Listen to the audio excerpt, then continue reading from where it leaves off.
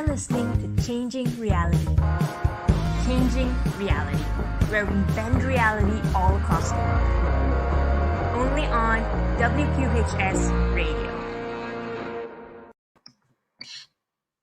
So, hi everyone, and welcome to another episode of Changing Reality. Welcome one, welcome all. If this is your first time tuning in for Changing Reality, you may not know what the show is about, but don't worry, we'll be here to introduce you. Changing Reality is a show that features phenomenal people from all walks of life who are, in essence, changing their own reality.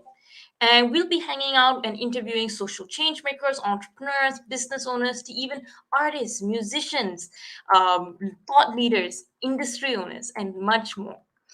Basically, this is a space where we get to hear these experiences from all across the world and see how these inspiring stories showcase ideas and experiences that we can learn from to apply in our own life.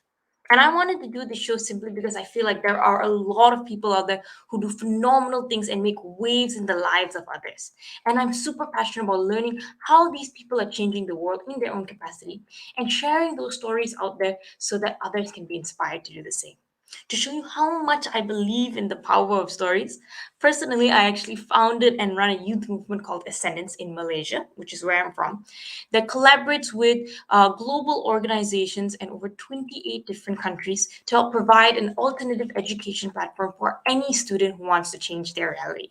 So we work with students from elementary to high school through various programs, sessions, experiential learning activities, and projects that help them discover their passion, learn about themselves and the world around them through going out there and getting real world experiences, and starting their own careers while they're still in school that creates meaningful impact not just for themselves, but for the people around them too.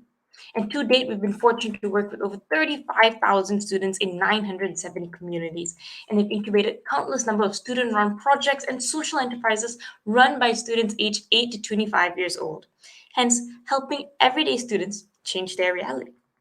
So if you have any questions about it, do drop it in the show chat below. And hopefully these stories that we hear through Changing Reality continue to serve that same mission of ensuring that we have the experiences to go out there and change the world, to have meaningful careers for ourselves that do make a difference. And just like that, that brings us to our speaker today, who has an amazing career, who has achieved so much, and at the same time has done so much for the community as well. He's given back his time, his experience, and his expertise in building the app. He's someone that I've worked with personally through Ascendance and through my other startup, Start My Name as well, and continues to inspire and amaze me with his perspective, with his ability to come up with new and brilliant ideas and to execute those ideas in a way that is creative and brings value to all stakeholders involved. So today we have with us the CEO and founder of Newwave Synchronizer, a leading website and tech company from Malaysia. He was featured in the nationwide news platforms such as Bernama Today here in Malaysia on the impact of technology on businesses, and was one of the few industry leaders who represented the country in Silicon Valley. So without further ado, let's welcome to our virtual stage Mr. Edward Boey. Hi Edward, how are you today? Good, good. Thanks for having me here today. Thank you. Are you excited to be on the show? 'Cause we're very excited to have you here. Yeah, definitely. Been Yep. following for a while. Just said, "Wow." All right, so that's good to hear. And I feel like you're someone that we've worked with so much, like on Ascendance, on the different things that we've done, that I've always been amazed by your journey and your story. And I feel like you give back a lot to our students to share it. So it's only right that our audience here in Changing Reality are able to get the privilege of listening to your experiences as well. So, I'll try yeah. to share what I can. Yeah. Yep. And I feel like there's so many things that you've accomplished. You are someone who personally consults with Ascendants. You are someone who actually goes out there and speaks a lot on the impact of technology on business. You host a lot of events recently, especially on technology and its impact on others as well. But I'm honestly very curious. Where did this love for tech, for IT actually start for you? Was it something that was innately since you were young? Or was it something that I don't know, you just picked randomly in a way?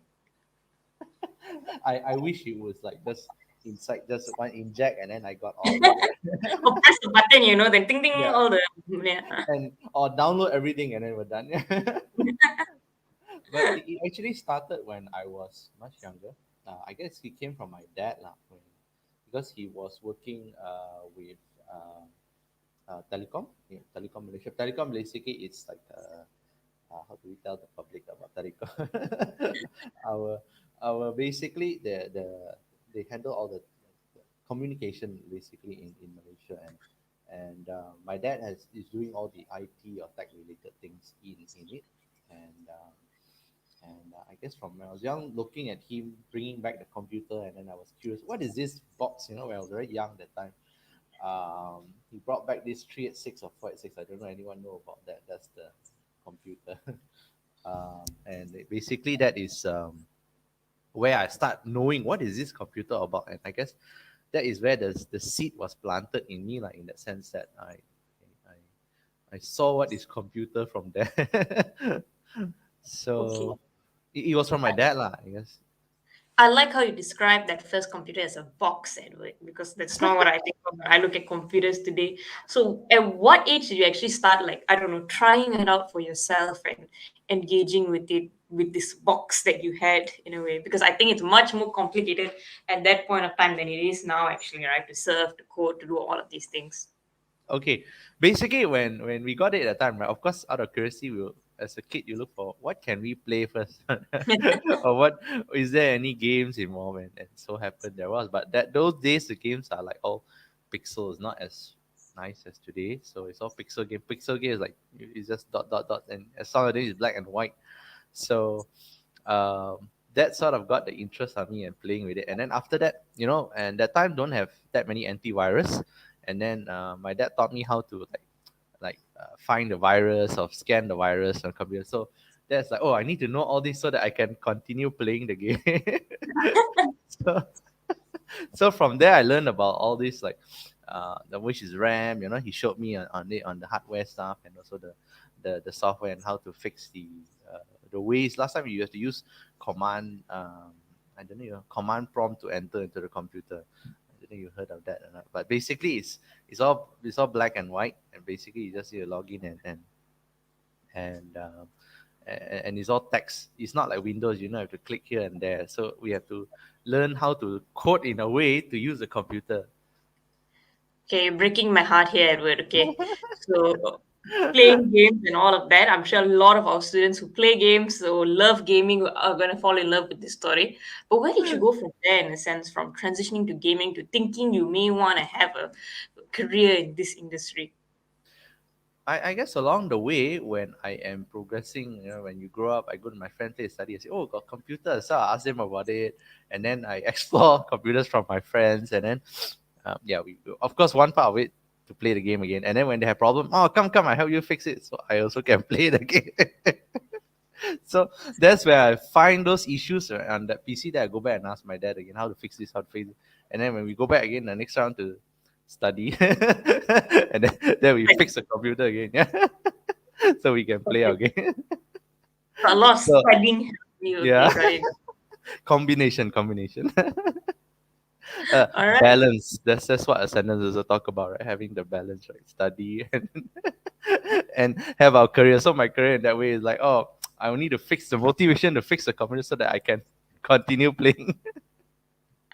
So was it like a no-brainer from you for you, like at that point of time, to actually get into this IT field when you were like after SPM and all of that? Or did you still have some worry and contemplation or and pressure around you at that point of time? Not really. Actually, when after SPM is done, I already knew I wanted to go into this line. I mean, I know I relate to computer, but exactly what I'm not sure lah. So that's why we took a general degree in IT, and then that's where I ventured into it. And so you get to learn different perspectives of things in computer lah, because it's very wide as well. And that was like the starting, and I went, oh, you should take IT and all. So okay, it seems what I like anyway. So that's where in the college itself also I started from there lah. Okay. And you are one of those people who's like a hardcore entrepreneur who has your own business and all of that. But your entrepreneur spirit, if I'm not mistaken, actually came from your college years, right? I think I read Yeah. this article from 2006 when you were in college about your one of your first startup ideas. So I think you had this thing where you were matching students with tuition teachers. Yeah. How did you start into this whole entrepreneurship arena and come up with these kind of ideas and all? Okay, actually, it was from then that time. A few of my friends were like talking about it lah. I mean, it's like, oh, we should try something out while we are young, and then we say, oh, I have this idea. Okay, Ken, why don't we just build something up, and then we just tried it out. So there's this website we built is a teacher matching platform, teacher and students ah. So it's actually not bad. We got a few hundred students, I mean teachers, sorry, a few hundred teachers and Oh, also students coming in to use the platform at that moment of time lah. But yeah, we were young and we're not sure how to monetize it, so it's like for free lah, just to test it out. And then it came out on the news and the Star, I think, so you can check it out. And yeah, so from there it's like our first startup test project lah in a way, but just that it didn't last long because we're a student, right? We graduate. Then after that, all of us went our own ways lah. One then went to UK back to study, and then I'm going to finish already that time my degree, and then you say, oh, time to get a job. A bit funny, right? You do your own startup, but then but then you should have continued your startup. But not so smart lah at the time. That's why it's important to have platforms that you have like-minded people working together, like your youth movement that you are doing, like Ascendant, so that um, people don't repeat that mistake. You already built something. Why don't you just expand it further? yeah, So come on, the news, few hundred yeah, teachers really, wow. not so That's smart lah. Could be the very first matchmaking into a tuition in Malaysia at that time. I think so. We were one of the first, but so easy. I could retire earlier. okay. So like from there, did you go on to like another startup, another like idea that you had, or did you mentioned you went to work somewhere. So what was Yeah. kind of like your frame of mind exiting college now and going out there into the working world? I mean, when I finished college at the time and finishing that startup in a way where we disbanded, so I was thinking, okay, I need to get a job. I was thinking, after when I was working a while, I was thinking, it's not really what I want. I mean, I like doing the work, but I don't really like working for somebody. I guess that's when um, I realized that lah. I thought it was the job. Maybe it was the environment and all. But so I changed to another job. So my first job was a programmer. Second job was also a programmer, but it's a different programming language. And I realized it's also not what I want. Is I want to do something on my own. So that's when after working a while, then I decided to time to move on. I want to And really the go out. entrepreneurship spark returned, right? Yeah, but that is more like jumping in without a plan. When you're yeah, it's like I decided to quit to start something on my own. That was what actually happened. I'm curious though, what part of the working experience do you feel was different from your expectation? Because I feel like many people follow that part that you have where they like something and it's young and then like they see their parents do it or they themselves are interested in it. And it's like at that point I'm like, I have my life all figured out. I know what I want to do. I want to go to college, I want to get a job and things like that. So what was that part where that plan kind of like got mismatched in a sense, or your expectations were different from the reality of the working world? What do you think was different about it? Mm, okay, I think each person is different. Um, uh, in college, I guess what planted the seed of wanting to do something about was, I guess, when we start the startup, that was fun lah. I guess, hey, I like doing the direction of that, and it was fun. And also, I was also involved in um, other add-on projects as well when I was in college as well, and it was nice doing something on your own, building something that you like, or that and venture into it. So one of the projects I was involved in college was we did this. We took part in the DG competition and we won third place. On one of the Wow. yeah, that time is not there's no Android lah. Is you have to build on the Nokia phones one, so it's a different language altogether. And that also sort of sparked that planted those things. I guess along the way that it sort of made me think, hey, I feel I should uh, do it on my own. It's like a planting, just like you don't know yet, when just like in college you get all these things you learn along the way lah. Then you realize, hey, this is actually only what I want. And when I tried working, that's why I guess I went into work to see whether I really like it or not lah. But I like the job, but it's not what I want lah. And the expectation, like you said, I want to make decision and maybe the direction of what I want to decide to do is not there. So that's why I decided to go something on my own. And one of the tagline, I remember my lecturer always say, to infinity and beyond. So Really? yeah. Sounds familiar. So yeah, I guess from that I need to do something about it. But of course, with a plan, I should have had a better plan rather than just throw the letter and then just I want to do it on my own. No, That's no, but I actually think what that's happened. something that many people do, right? They find that they're not satisfied with the work that they do. I'm pretty sure we have some clients who do that also, where they're not satisfied with their job and all of that, and they decide, okay, I'm gonna go be an entrepreneur. I'm gonna go out there, start my own thing. So in the initial stages where you tried that yourself, what, did you again meet the expectation that you had set about this entrepreneurial lifestyle, being your own boss that we all dream about, or was it again different from the expectations you had? Totally different again. Why? Because I thought I'm gonna be very successful when I do something on my own. But when you are on your own, you realize, wait, what am I supposed to do again? First week you're excited lah. After the second week, you're like, uh, what am I supposed to do first? What am I supposed to do next? There's no direction already after that. And there wasn't any plan as well. I was like, oh, or enough savings as well. Sometimes when you want to do something on you, sometimes it's best you have some savings first lah before you jump the boat lah, and at least test something out before you do it. When I stopped working, I was like, what am I gonna do? So anything comes, just try lah. I was like teaching people how to use computer. I remember one of the guy was a bit like elderly and he can't really see, so I had to teach him how to find a mouse. That's the first lesson. I was doing random things. I was doing interpreting as well. Interpreting because I pick up sign language. So the interpreting I was doing up in a college. So I was going there to interpret and tutor some of the students there who's deaf, but in the IT industry, IT Oh, subjects. So because it's something I know, and also with sign language, so it's easier to communicate with him that way. So I was doing that, and at the same time I was doing a lot of random things. Random things meaning as say like just going to NGO, not thinking, not doing everything that's not related with what I'm doing. I mean, it's like I'm supposed to focus on at least my one core industry, like at least I'm like doing one end to the other end. So that's a bit odd. Like doing odd jobs also. After 6 months, also a lot of sleeping late. In the sense that because on your own you haven't trained the discipline, right? So every time I wake up late, or when I do a little, I try to do some work a bit, I going back to sleep again because in the same bedroom, so easy to get attracted to the bed to work, work, sleep. work, work. Tidur balik. More like work, like this, sleep a lot. Okay, okay. So that's why it's important to, I guess, first is find that really thing that you want to do.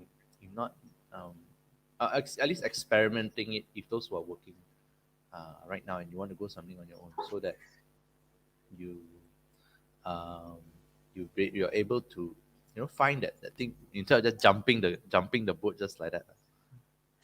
That's very interesting because, like, now you are actually an entrepreneur, and the Edward that I know seems very different from this Edward you're telling me about. The Edward I know is very disciplined. He'll work until the late of night one, make sure his projects are all on time and are all okay.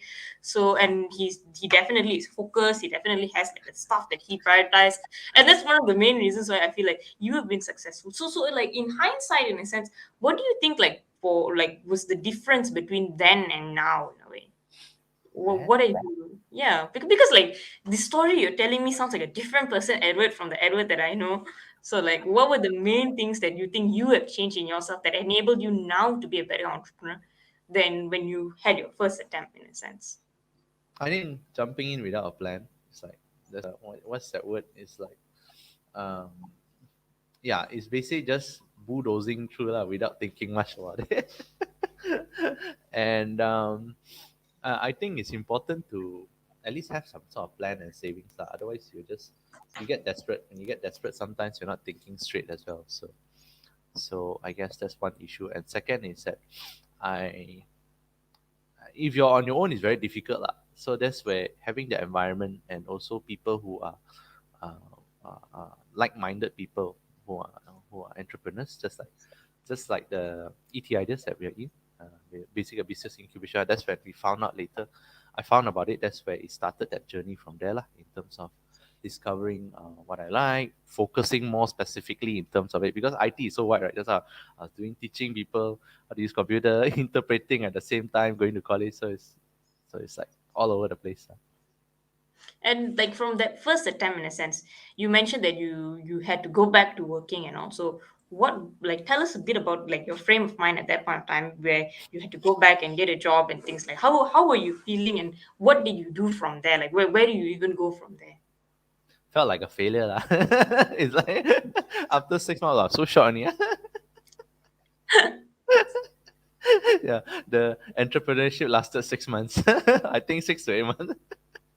So I had a car accident at that moment of time, and because I had a car accident, so I need to pay back lah the person.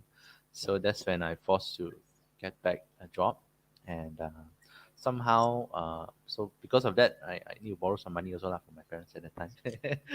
Shy, yeah.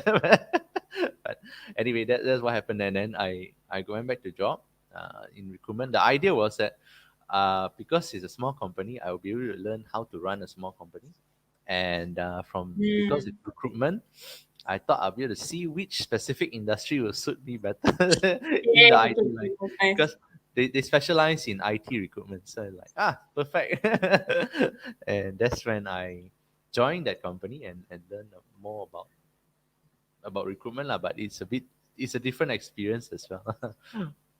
And what were some of the things like? Do you feel like that helped you build yourself like through that experience? I think previously you mentioned that you were very proactive in talking to a lot of the people in the different like recruitment in that particular recruitment company and speaking to like the clients, the company. So how did you really like utilize that space as a learning space? Because many people go back and they get a job. It's just that they don't step out again after that. But you use this in a way to try out new things, right? So how did you actually do that? So once I got into this, right? So it's like you just imagine like how is it like running your own business, lah? But now is you borrow their headline in the sense it's as Ninja, though you're borrow the yeah. business. Okay, got it. But in the start was challenging because I'm not familiar with recruitment. I've never done recruitment, IT background and all, and I need to make placement in the company. Right? Otherwise, I don't hit the target as well. I'm also going to be saying farewell. so in the start was just adapting to the job and learning how to be a recruiter lah. So first 3 months, 4 months was not good. I cannot even place anyone, and after that only it started. After I had a talk with the boss, and then she said, "I think you really need to do something. Otherwise, it's not." And it's like, "Hey, I don't want to be another failure again." So then I after that only I started picking up lah. I learned how to be more active to talk to people, and I think that's where I pick up uh, how to be a friend lah to people as well because it's the only job in the world that you can actually call and ask what's your expected salary and your current salary is a very busybody job. And you can say, oh, why are you leaving? Is really talking to the person, what are the challenges they face? I say, oh, this company, this not good or good. And then you can understand that person or whether how's that person. So it's also fun in a way. Lah. It's like hearing people's problem. So and understanding the people and helping them find a job. And then when they find a job, oh, then they're very thankful. And because we can help them negotiate on behalf on the salary as well. So that is where we learn about that a lot. And also on the other side is helping the company find the right candidates for them for their job. Lah. So that's where we learn the whole entire aspect of it. Lah. And on top of that is also I learned a bit because my IT is my background is IT, so I also help the company's website. So I try not to still keep in touch lah with the skill. After that, otherwise you also lose that lah. So he's keeping that as a balance. I said change the head lah. You once you manage a company, you make sure you manage everything properly. You have to also get the business in, talk to the candidate, make placement and everything. Lah. Because it's a small company, so usually you handle most of it. Lah. Very interesting. And I think one of the things that I hear from this story is also that ability to really connect to people and kind of like get information from people and help them out and all, which is again something that I think you do very well and it's a skill that you use to until today in a sense of being able to communicate with people, work with them and all. Um, would you say that that started in that like arena and today how does that skill affect you in your current role when you have your own company already? That I same. think yeah, that's actually where it planted the seed of most of it lah. I guess in terms of how to talk to people, being a friend lah. Just remember to be a friend for them. Like one guy who really wanted to get into this industry, SAP industry. So any job or project, I'll find him because he said it's my dream to find that job, and somehow he got that job later on lah. After I think a year of trying. So when he really got that job, he was very thankful about it as well, and he was um, I was glad that. So because of him as well, later on, once I was telling, hey, I'm about to try already after 1 year plus working in the company, I said, enough saving now, and then I can finally do something on my own again. And I feel that I did very well already in this company. But it's still something I want to move on out to do something on my own lah, because it's still not my business. And when I'm telling me this guy is, hey, I have this project, you want to try out or not? I say, hey, can. Then that's when I went in and tested out. So he sort of landed in the first, not the first project in a way, is like first opportunity to manage that project together with a friend. And like you said, coming back to today is where I've learned how to, I guess, just being for friendly with people and really helping them out. People will be just be human. Don't just think about all in what's in it for me. Only. And from there, in a sense, like back to your career journey, in a sense, when you went for, when you and your colleague went and your new colleague went and started manage a project and all, was that different from working at somewhere? Did you have, like, I'm sure you had more autonomy, you had more ability to make decisions, so now you're like slowly transitioning into an entrepreneur's lifestyle. So what was different this time compared to the earlier time, and how did you, what were the things that you were doing differently now? Okay, so in this transition as well, doing this in a way, moving forward to do something on my best friend, Getting because there, yeah. yeah, getting there. It's like coming there. So it's like I got into um, like a partnership, but it's not a partnership. So important for us, the next step, next lesson of it. So the next lesson, it's like make sure we document what we agree on, lah. Because sometimes he might not remember, I might not remember on well, oh, I agree with you on this, and right. So there was a little bit of conflict in that sense, lah. But that's where I learned the importance of having an agreement, because actually when I was helping out the project together with this new colleague of mine, it's not a partnership, it's actually an employment. So it's like but it's okay, it's just part of the lessons. I just make sure whatever we do in business especially, just come up with the right term properly lah. Otherwise you don't want to end up also wasting an opportunity as well. But it's a good lesson as well lah, in that as well. And that's where also I learned. I mean, because I can't handle the project by myself, just stepping out again. So I needed some help. That's why I got this friend in together. But in the end, we did help to build another company up later on. Just that I am not a partner. I'm just a employee. But it's okay. So that's when the lesson is that after finishing that project with him as well, that's only I really learned how to register a company by myself. But that's also a very important lesson that I feel again is something that people get stuck in many times, is that they think it's a partnership, but it's not a partnership, and they get stuck in like working for someone else in a way. How Mm. do you think, like based on the experience that you have, how do you think people can go ahead with identifying like some of the red flags that may have been there, like to show that you are not an equal partner in this and all? How do people know? Because you trust the people you work with, right? If not, you wouldn't work with them. Yeah. So like, how I do you begin to identify? I feel that one should go do it like dating. You get to know each other first. But in this sense, it's like project. You start with different projects first. Project that it doesn't mean that you need to start a company together, because once you sign that company, it's like, oh, you it's very difficult to remove that company or exit that company.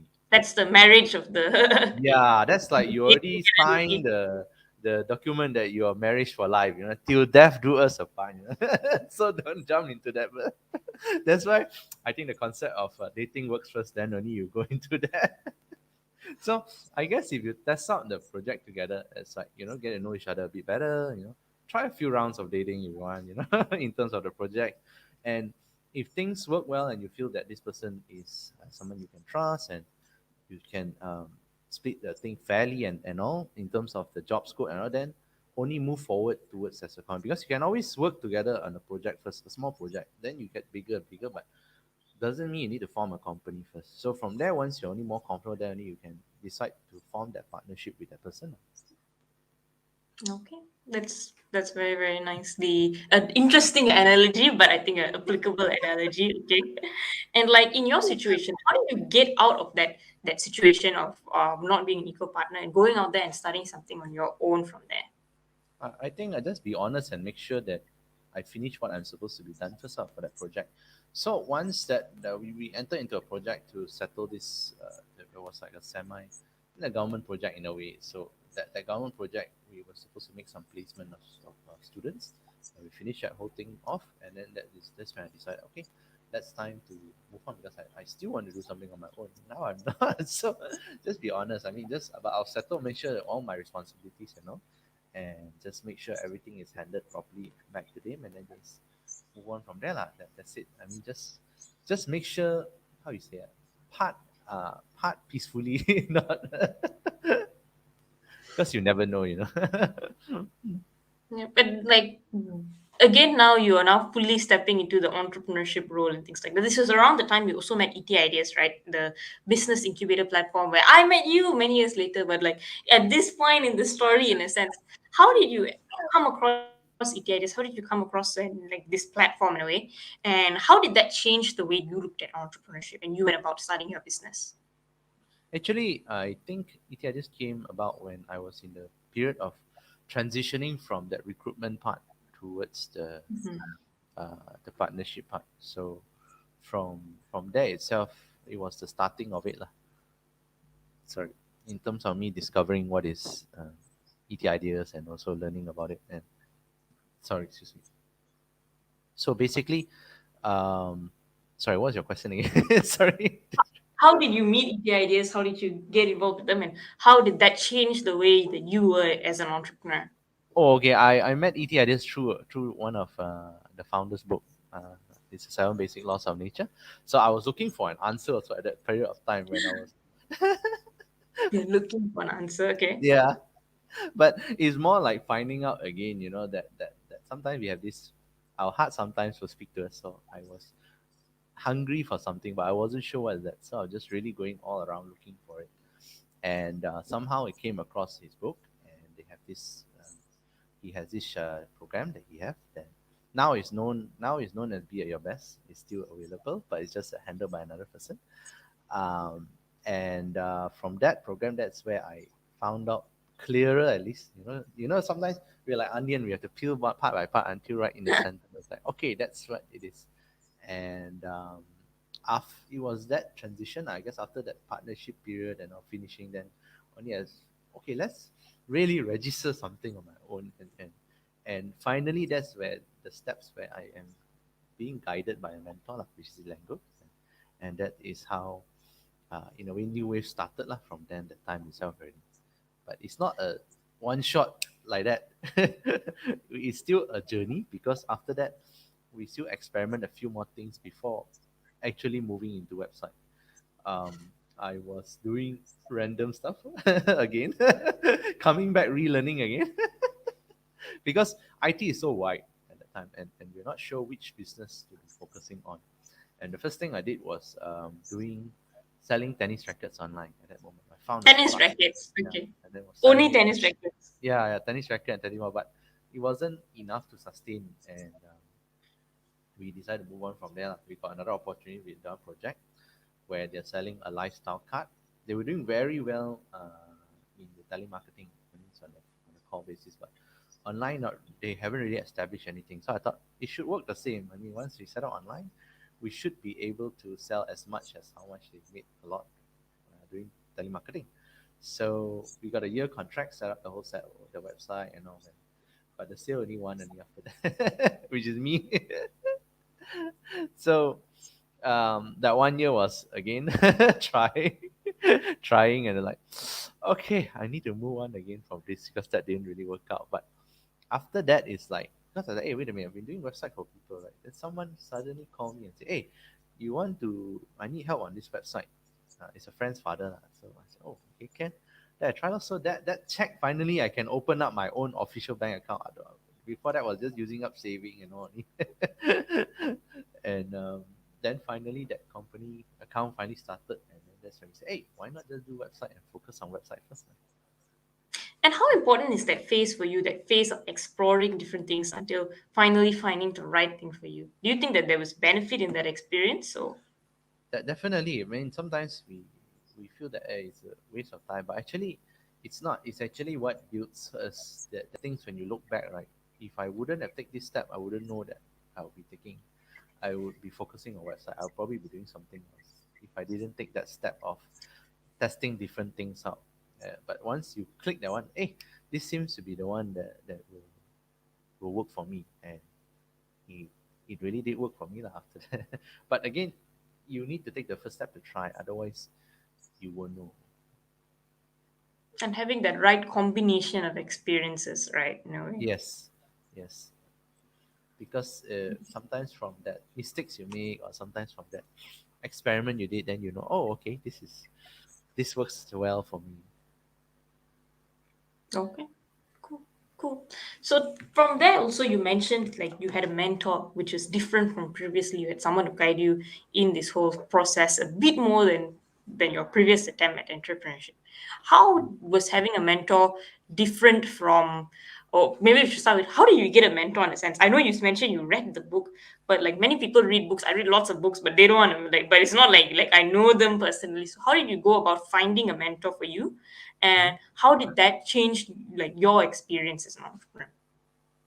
I think having okay, finding a mentor, number one, you the I don't know, this word is very corny. When the when the student is ready, the master will appear. I guess it could be always around you already, just that whether you are really really looking for it lah. So when I was looking for that, when you said found the book, right? So of course when you finish reading, I want to meet that person and talk to that person further, right? After reading that book, so that's where I went through that program. They mentioned that they have a program at that time, and from meeting him, that's when I guess you just be very honest with him as well in terms of what you're going through and share the issue, because if you only talk about the good things, then the bad things you talk to who?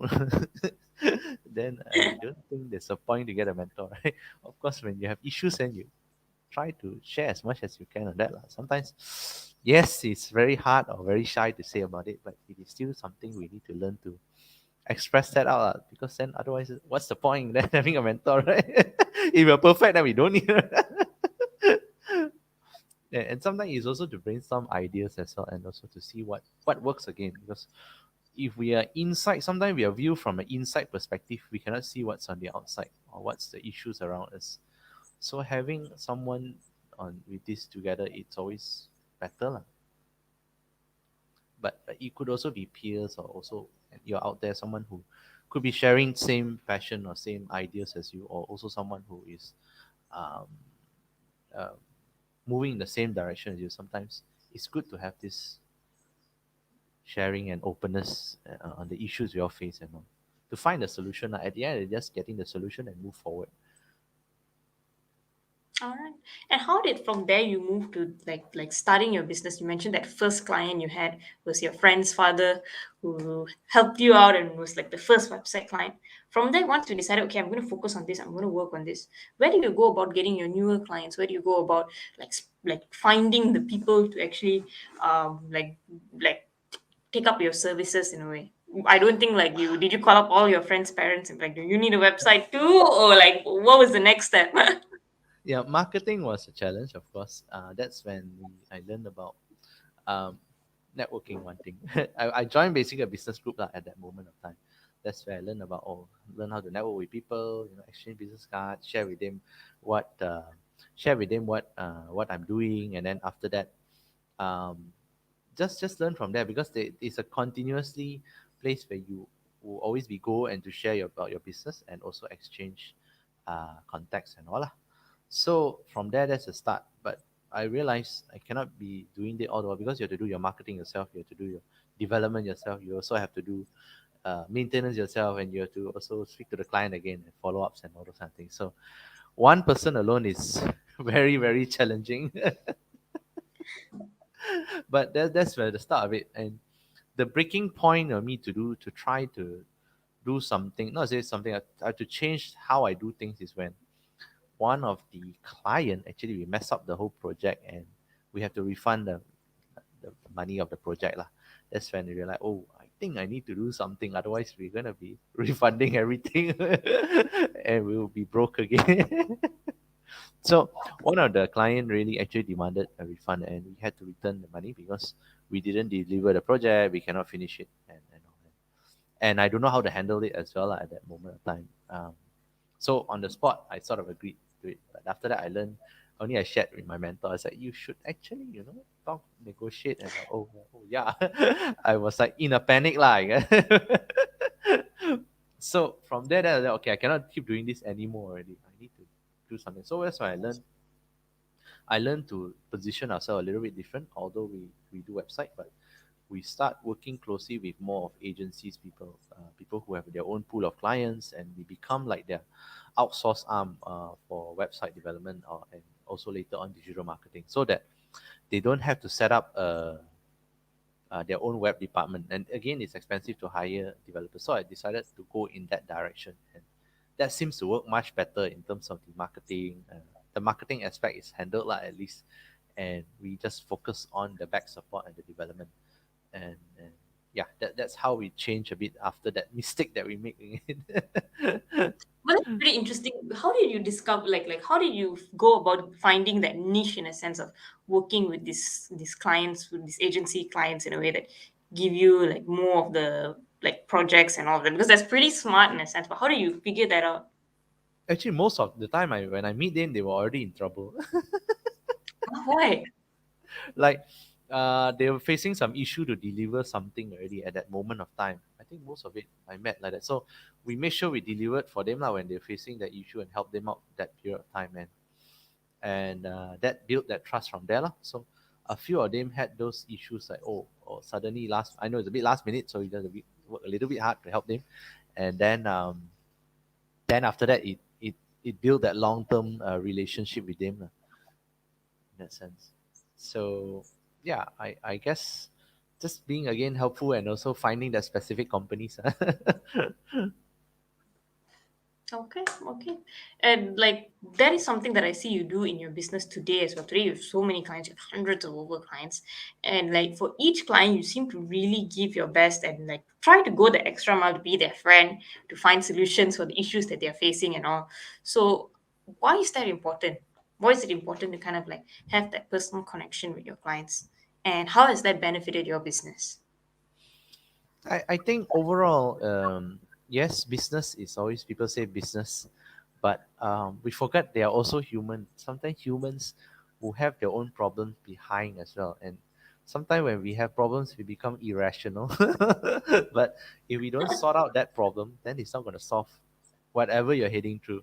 I mean, if he's distracted at home, he's not going to come out with a great idea in terms of solving um, the business direction. Example lah. So sometimes we just need to talk about other things to just share with them or maybe even help them out a little bit on that, and then only move forward with other things. And that's where I don't say I draw the boundaries, but I mean we become like just human being and friends with them, because friends help each other, right? And friends will grow together. So I feel that's important, and that's where we see more synergy in that sense and supporting each other to grow as well. So that it's like I help your business, you help my business as well in a way. Okay. And like I also noticed that from working with your clients, you get a lot of perks that most IT companies probably don't get. I know one of your clients gave you a free holiday. I think even your trip to Silicon Valley was partially because of some of the clients you worked with. So how do you go about like building the relationship to that level? And how did you get all of these experiences like from that? How did you get your free trip, for example? We should ask. Okay, I always wanted to go to Japan actually. One of the dream destination I wanted to go, but still building up the company that time, it's like yeah, very expensive. The one tough to spend at that time. Okay, this was all before COVID, yeah. Luckily. So one of the travel agency we worked with closely at the time was they specialize in bringing people to Japan. And And so I was always helping them out in terms of their social media and their website and all. Then one day they got invited to go there to experience Japan. And I was like, oh, then they said, oh, all of us are quite busy. You want to go or not? So I was like, eh? I said, yeah, I always wanted to go. I mean, I also mentioned it before. Lah. And then he said, okay, lah, why don't you go? Lah? Then you represent us. Lah. I said, okay. Lah. then then I joined the trip. Lah. It's just a trip to experience how is it like Japan culture, enjoy the hot spring, basically a holiday. Lah. and and and also while going there as well, it's basically Japan Airlines. So because I'm very new, right? I mean, nobody, most of apparently a lot of travel agents will know each other one. So when I go there, they, oh, you're new, yeah, yeah. They say, oh, first time going, yeah, yeah. So then they say, oh, because I make friend again with them. So that person said, I can help you upgrade lah if you want. Can. So instead of the regular, they upgrade me another level up of the air ticket. So that also was So another you had experience. business class travel Yeah. also. Yes. Okay. So was very lucky lah at that time. I guess that's just again being human and friendly and talk to people and be honest lah. I guess. Tell them I first time going there. Oh, then you should try this. Okay, can. Then they say, I'll help you upgrade. So can. then, then from there after that, that's where you experience it. And so happened when I go there, it was Halloween. So Oh, Halloween, everyone was like dressed up on the street and all in Tokyo itself. So that was also another experience. And yeah, all I had to do when I come back, I just have to write a report how I feel about the whole thing, and all. So that was the job for that. very, very interesting. Okay, so that's how powerful building these connections are, right? It goes further and beyond the work. So I think we I should think all take that. not Go ahead. only that lah, you must also have your target lah. What do you want? Like I really wanted to go to these two places, and one of them was also Silicon Valley to experience uh, Google and all, and they have this market immersion program, and somehow another client in the travel line as well got invited to go. And they said, would you like to go? I said, yes. They said, why not? Because they feel it's not so relevant for them and we are doing um, IT and all for them. So they said, why don't you represent us again? I said, oh, sure, let's go. But I only need to settle my air ticket, lah, which is fine. And just go there and to experience it. I think I was there about 2, 3 weeks, I think. So it was also a different experience as well. Oh my goodness. Okay. Very, very like amazing stories from there. Let's build on the going to Silicon Valley part of it. Like it was also a goal that you said it's something that you wanted to do and you actually went there. Mm. How was the experience of being there and what did it teach you about our businesses back home in Malaysia in this IT industry? Wow. Okay. I think there's still a lot more for us to do here in terms of the IT. Just that it shows that why people focus in one area so that they bring all the talents in one hub and they can train them up together and all that. Which I feel we can expand it further, which we are in a way doing it now through Ascendance.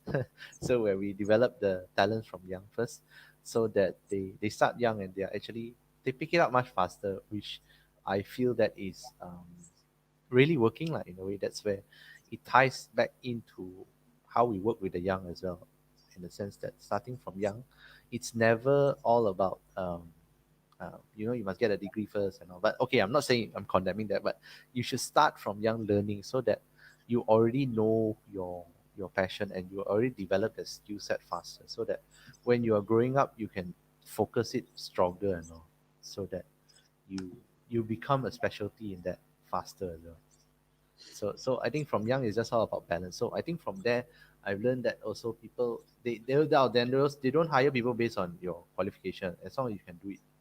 So we had a Google talk there as well. So also we learned a few of their technology there as well, which some part we can apply, but there's a lot more for us to pick up here in Malaysia. But that's actually a very interesting point. I really like how you mentioned like having a hub, having a central place, Mm. and looking at the talent more than the qualification at times when in these companies that are in Silicon Valley, and that's what they apply. And you also mentioned, rightfully so, that this is something that we do in Ascendance, in the work that we do to build talent at a central place so that youngsters can discover what they love doing, go out there, grow themselves, and make changes in the lives of others. And you have been someone who truly has been one of our most ardent and like loyal supporters. So thank you so much for actually supporting the work that we do at the Sentence. But from your experiences and all of that, why do you actually support back a sentence? And how do you feel that supporting a sentence has impacted your business, your life in return? Actually, it's supposed to be. It's more of the other way around. We also need to thank you for that because you all have the energy and all to grow, and sometimes new ideas come from you all. We are just combining the experience and the energy and the youth livelihood of the creativity, so that it comes out something better rather than, you know if you just rely on pure experience alone. Also, then what are we creating? So actually, with that, I feel that with the combination of all this, it builds up in terms, number one, our my team, and the people that comes in, they're also fresh, and the creativity will basically go beyond, and it's also not just keeping me in a box lah. Basically, sometimes I'll experience that, oh, this one only this way work lah. Sometimes it's not like that.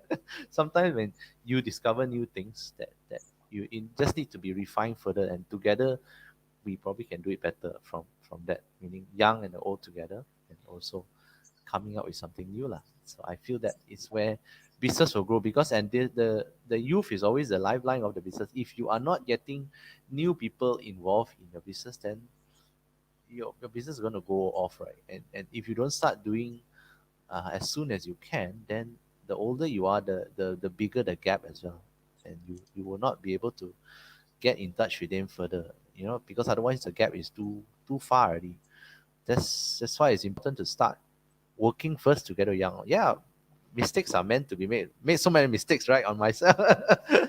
And from there we learn, and because of that, it's fine to sometimes make small mistakes, and you pick up from there, and that's where you will grow, and that's why connecting with the young, because that's the future it is for all.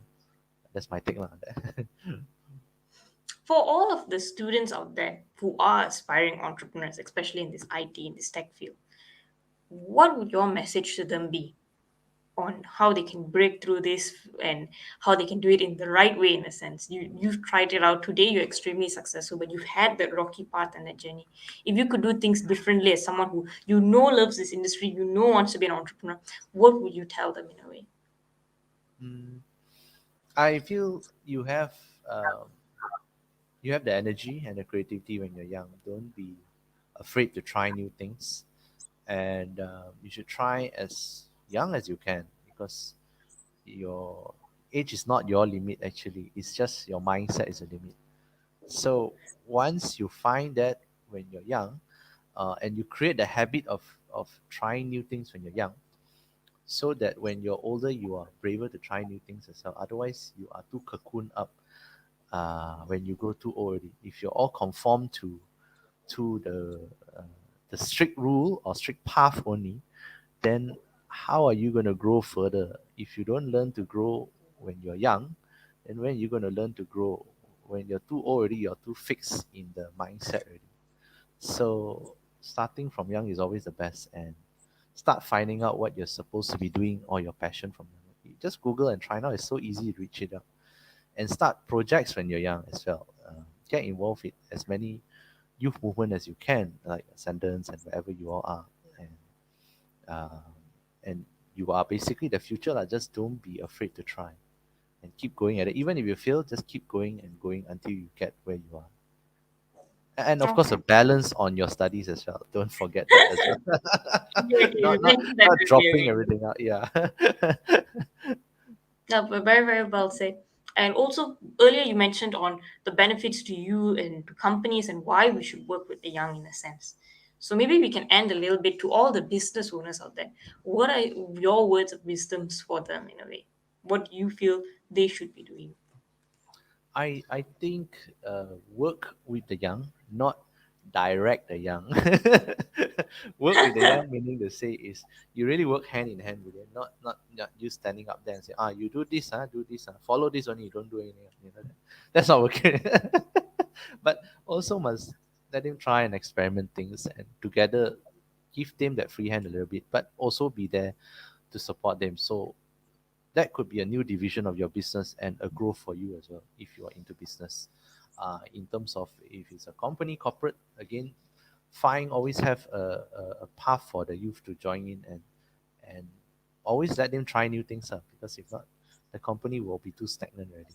So I think that's a message I have for the businesses out there, and really start trying, because they said we always hear out there people complaining, oh, this one tak boleh pakai, this one cannot use, because are you really working with them or not? Are you really giving them opportunity or not? So that's another question I will have back for them.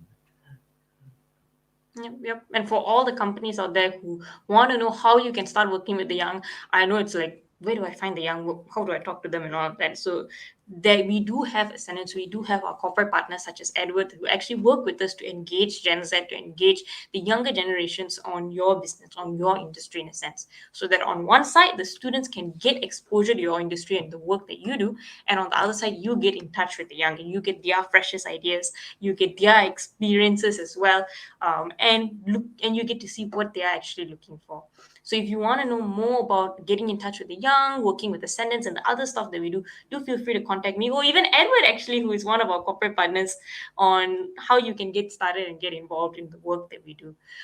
You can follow this page, you can find out more info, you can drop us a message on our social media as well. So make sure you guys go and follow Edward first and find out more about the amazing projects he's working on. And also you can find out more at Ascendance Pro at any of our social media platforms. So with that, I think our session is getting drawn to a close, unfortunately. So sad. But I really had fun talking to you, Edward. You are someone who I think I have a lot of respect for, and just hearing your story and the struggles that you've faced is very inspiring in a sense. Yeah, same here. I had fun as well. Thanks for having me. Thank you. And with that, I feel if you guys enjoyed today's session, make sure that you go and check out more about Newwave Synchronizer, more about the work that Edward does. And as well, keep watching Changing Reality. We're here every Thursday at 10 p.m. ET and wherever that is in your part of the world. So with daylight savings time, I think in Malaysia where you're at, Edward, it's now 11 a.m. instead of 10 a.m. So keep in mind that, and we'll see you guys again next week. Till then, bye. Bye. You're listening to Changing Reality. Changing Reality, where we bend reality all across the world. Only on WQHS Radio.